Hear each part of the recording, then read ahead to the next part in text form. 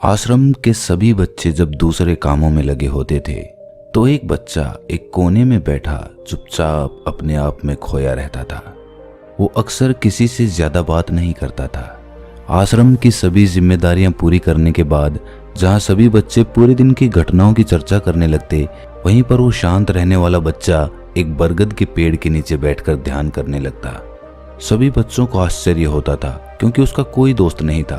वो अक्सर आश्रम में अकेला ही घूमता रहता था। ये देखकर उसके गुरु को बड़ी प्रसन्नता होती थी। उसे लगता था कि कोई तो है आश्रम में जो मौन यानी कि चुप रहने की ताकत को समझता है, उसके महत्व को समझता है। आश्रम के बारे में जब भी कोई जरूरी निर्णय लेना होता वो उसकी राय जरूर लिया करते थे, लेकिन यही बात गुरुजी के एक दूसरे शिष्य को बड़ी खटकती थी। वो गुरुजी का प्रिय शिष्य बनना चाहता था, इसीलिए वो गुरुजी के सामने दूसरे बच्चों के कामों में कुछ न कुछ कमियां निकालता रहता था, जिससे गुरुजी उसे महान समझने लग जाएं। अक्सर वो अपनी जिम्मेदारियां पूरी तरह से निभाने का दिखावा भी करता, चाहे उससे कोई सलाह ना भी मांगे, लेकिन फिर भी वो उन्हें अपनी सलाह देता रहता था। वो बहुत वाचाल शिष्य था और आश्रम के दूसरे सभी बच्चों में बहुत प्रसिद्ध भी था, क्योंकि वो सबसे हंसी मजाक करता रहता था, उनसे दिन भर बातें करता रहता था। इसीलिए उसकी सबसे दोस्ती हो गई थी। लेकिन जब आश्रम के गुरु उसकी राय न लेकर दूसरे बच्चे की राय लेते थे तो ये बात उसे बड़ी खटकती थी। उसे ये लगता था कि वो उस दूसरे बच्चे से ज्यादा बुद्धिमान है, लेकिन गुरुजी फिर भी उसकी तरफदारी करते हैं। ऐसा नहीं था कि गुरुजी को उस वाचाल शिष्य के स्वभाव के बारे में पता नहीं था, लेकिन गुरुजी उसे अपने तरीके से सीख देना चाहते थे, ताकि उसकी ज्यादा बोलने की आदत, दिखावा करने की आदत, दूसरों में कमियां निकालने की आदत हमेशा हमेशा के लिए खत्म हो जाए और वो मौन रहकर ध्यान की गहराइयों को छू पाए। असल में हर सच्चे गुरु की यही इच्छा होती है। वो किसी तरीके से उस वाचाल शिष्य को एहसास कराना चाहते थे कि चुप रहने से ही उस असीम सत्य को जाना जा सकता है। उस विराट का एहसास चुप होकर ही किया जा सकता है। एक दिन गुरुजी को एक तरीका सूझा। उन्होंने आश्रम के सभी बच्चों को अपने पास बुलाया और कहा कि मैं तुम सभी को दो दो हिस्सों में बांटकर अलग अलग गांव में भिक्षा मांगने के लिए भेज रहा हूं, और जो भी दो बच्चे सबसे ज्यादा भिक्षा मांग कर लाएंगे उन दोनों को आश्रम की सभी जिम्मेदारियां निभाने का मौका दिया जाएगा। अपनी बात जारी रखते हुए गुरुजी ने बताया कि भिक्षा मांगने से हमारा अहंकार खत्म होता है, इसीलिए हर शिष्य पूरे मन से भिक्षा मांगे। कोई भी इस काम को औपचारिकता में ना ले, वरना तो वो अपने जीवन का बहुत बड़ा ज्ञान खो देंगे। आश्रम के गुरुजी ने जानबूझकर वाचाल शिष्य और चुप रहने वाले शिष्य की जोड़ी बना दी। वाचाल शिष्य के मन में सिर्फ एक ही बात चल रही थी कि इस बार उसे मौका मिला है और इस बार वो गुरुजी को दिखा देगा कि वो चुप रहने वाले शिष्य से कितना ज्यादा प्रतिभावान है। दोनों शिष्यों ने आपस में अपनी सहमति से निर्णय लिया कि दोनों गांव के अलग अलग कोनों से भिक्षा मांगना शुरू करेंगे, ताकि भिक्षा मांगने का काम जल्दी खत्म किया जा सके। चुप रहने वाला शिष्य हर द्वार पर जाकर अपने हाथ जोड़कर अपना भिक्षा का पात्र उनके सामने कर देता। उसके चेहरे पर एक सादगी और उसकी आंखों में एक एकांत होता था, जिससे भिक्षा देने वाले उसे भिक्षा देकर अपने आप को अनुग्रहित समझते थे। वहीं पर दूसरा वाचाल शिष्य हर द्वार पर जाकर उनको कुछ न कुछ ज्ञान देने लगता था, जिससे ज्यादातर लोग उसे बिना भिक्षा दिए ही लौटा देते थे। पूरे गांव में भिक्षा मांगकर जब दोनों गांव के बीच में मिले तो वाचाल शिष्य ने देखा कि चुप रहने वाले शिष्य के पास उससे दुगनी भिक्षा थी। ये देखकर उसे मन ही मन बहुत ठेस पहुंचा। लेकिन जब वो दोनों भिक्षा का सामान लेकर आश्रम की तरफ जा रहे थे, तब वाचाल शिष्य को एक चालाकी सूझी। उसने चुप रहने वाले शिष्य से कहा कि हमें अपनी भिक्षा एक ही थैले में डाल लेनी चाहिए। गुरुजी ने हम दोनों को एक साथ भिक्षा लाने के लिए कहा था। चुप रहने वाले शिष्य ने बिना कुछ बोले अपनी सारी भिक्षा उसके थैले में डाल दी। वाचाल शिष्य मन ही मन बहुत खुश हो रहा था कि अब गुरुजी को ये पता नहीं चलेगा कि ज्यादा भिक्षा हम में से किसने मांगी। उसे लग रहा था कि गुरुजी मुझे इससे कम प्रतिभावान समझेंगे, इसीलिए उसने ये तरकीब लगाई।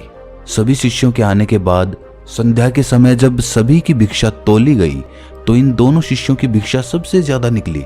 गुरुजी ने इन दोनों का अभिवादन करते हुए आश्रम के सभी बच्चों के सामने उनकी पीठ थपथपाते हुए उन्हें मुबारकबाद दी और कहा कि मैं आश्रम का कार्यभार तुम दोनों को नहीं सौंप सकता, इससे आपसी मतभेद होने का खतरा रहता है। इसीलिए तुम दोनों में से जो ज्यादा भिक्षा लेकर आया है, आश्रम की जिम्मेदारी उसे ही सौंपी जाएगी। जब उन्होंने उनसे पूछा कि तुम में से ज्यादा भिक्षा कौन मांग कर लाया था, तो वाचाल शिष्य ने कहा कि गुरुजी, मैं इससे दुगनी भिक्षा मांग कर लाया था, लेकिन मुझसे एक गलती हो गई कि मैंने वो दोनों भिक्षा एक ही थैले में डाल ली। मुझे नहीं पता था कि आप ऐसा निर्णय लेने वाले हैं, वरना तो मैं अपनी भिक्षा का थैला अलग ही रखता। इस पर गुरुजी ने चुप रहने वाले शिष्य से पूछा कि क्या तुम इसकी बात से सहमत हो? क्या तुम इससे कम भिक्षा लेकर आए थे? ये सुनकर चुप रहने वाले शिष्य ने कहा कि गुरुजी, मेरे पास ऐसा कोई साधन नहीं है जिससे मैं ये साबित कर पाऊं कि मैं इससे ज्यादा भिक्षा लेकर आया था। असल में ये उल्टा बोल रहा है। दुगनी भिक्षा मैं लेकर आया था, ये मुझसे आधी भिक्षा लेकर आया था और इसी ने ही मुझसे भिक्षा एक थैले में डालने की बात कही थी। आश्रम से कुछ दूरी पर एक पहाड़ी थी जिसके पीछे सूरज अभी अभी संध्या के समय ढल रहा था। गुरुजी को तो पता था कि सच कौन बोल रहा है, लेकिन बाकी बच्चों के सामने सच साबित करने के लिए उन्होंने उन दोनों से एक सवाल पूछा कि पीछे पहाड़ी पर तुम्हें क्या दिखाई दे रहा है? ये सुनकर वाचाल शिष्य झट से बोल पड़ा कि गुरुजी, पहाड़ी के पीछे सूरज अपना रंग बिखेर रहा है, आसमान में लालिमा छाई हुई है, ये बहुत ही सुंदर दृश्य है। वो तो और भी बहुत कुछ कहना चाहता था, लेकिन गुरुजी ने उसे चुप करते हुए दूसरे शिष्य से जवाब जानने के लिए जब उसकी तरफ देखा तो उसकी आंखों में आंसू भरे हुए थे। श्रद्धा, भक्ति और प्रेम से उसकी आंखें भर आई थीं। गुरुजी को उससे पूछने की जरूरत ही नहीं पड़ी। गुरुजी ने सभी बच्चों को संबोधित करते हुए कहा कि मैंने सवाल किया था कि पहाड़ी के पीछे तुम्हें क्या दिखाई दे रहा है। ज्यादातर लोगों को यही दिखाई देगा कि ये एक बहुत सुंदर दृश्य है, लेकिन मजे की बात यह है कि सुंदरता बोलकर नहीं बताई जा सकती, उसे महसूस किया जा सकता है और सामने वाला उस सुंदरता को आपकी आंखों में देख पाता है। चुप रहने वाले शिष्य की तरफ इशारा करते हुए गुरुजी ने कहा कि असल में सुंदरता इसी बच्चे ने देखी है, दूसरे बच्चे ने सिर्फ सुंदरता की व्याख्या की है, लेकिन इसने वास्तविकता में उस सुंदरता को महसूस किया है। अपने आप को ऊंचा दिखाने की सभी कोशिशें नाकाम होती देख वाचाल शिष्य वहीं पर फूट फूट कर रोने लगा।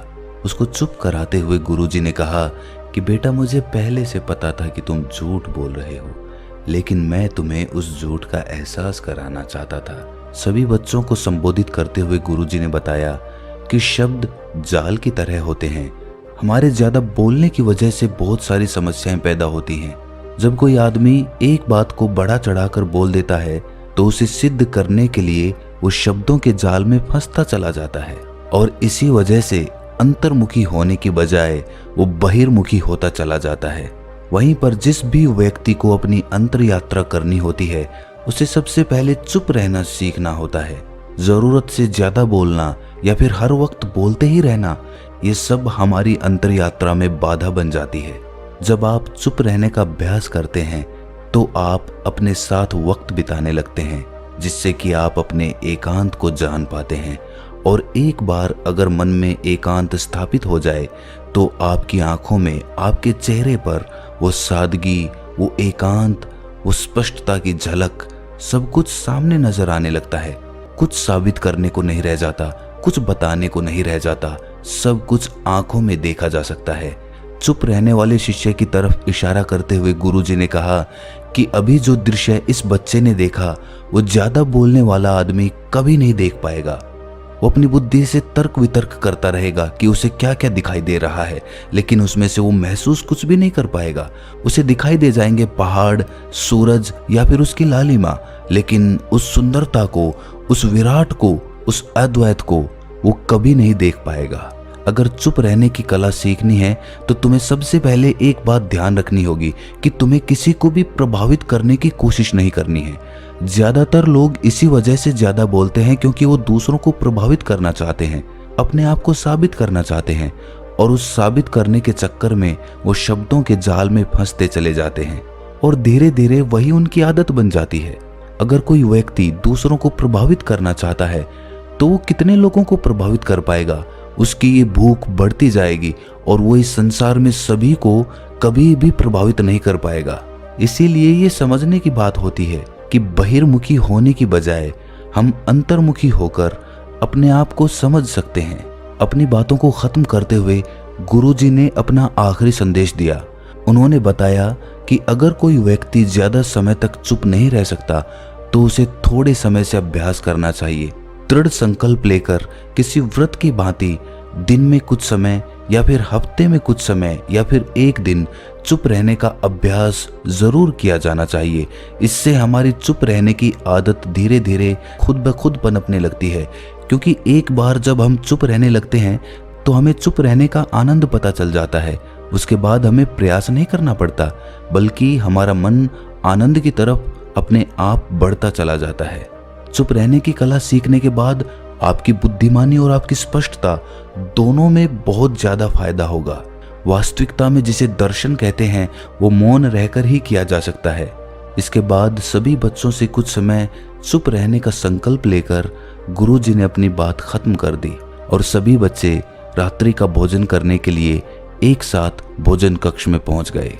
तो दोस्तों, कैसी लगी ये कहानी आपको कमेंट सेक्शन में ज़रूर बताना, और अच्छी लगी तो इस चैनल को सब्सक्राइब ज़रूर कर लेना। तो मिलते हैं किसी अगली कहानी में, तब तक के लिए अपना ख्याल रखें।